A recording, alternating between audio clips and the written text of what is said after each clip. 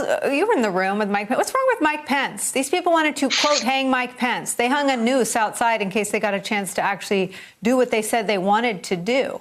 I mean, why is he adhering to the big lie that is behind the terror alert last night? How do you run for president if you're for the thing that puts the country at risk of a terror attack?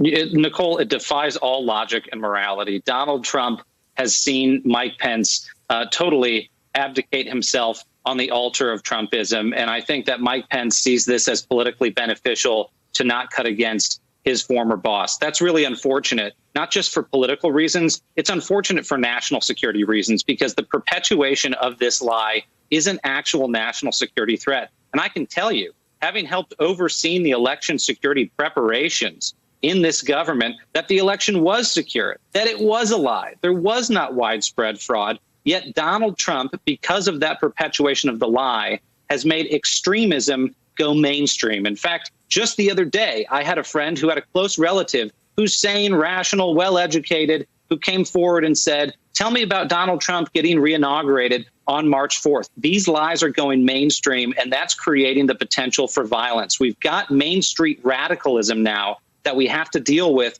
in this country. And it's not just isolated. These people are getting online and they're crossing state lines to coordinate. And we've got to look to the Biden administration to put together a tough plan to counter it. But, Miles, it's not the Biden administration's problem to solve. Our old party is the disgrace that caused the terror threat.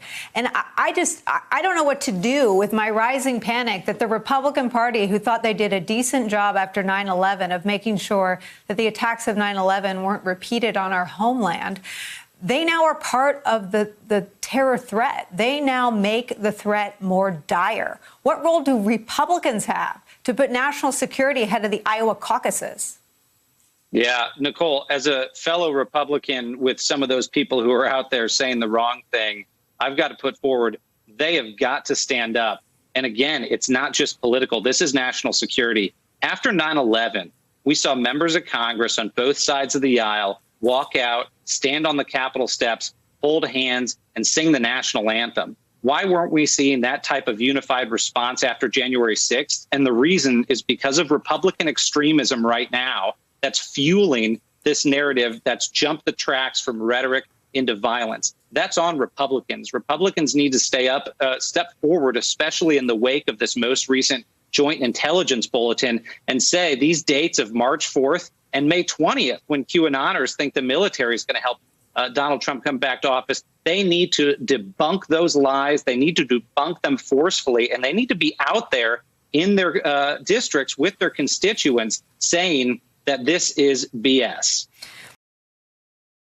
Hey, thanks for watching our YouTube channel. You should know that you can follow today's top stories and breaking news and catch up on your favorite MSNBC shows all in one place. Download the NBC News app today.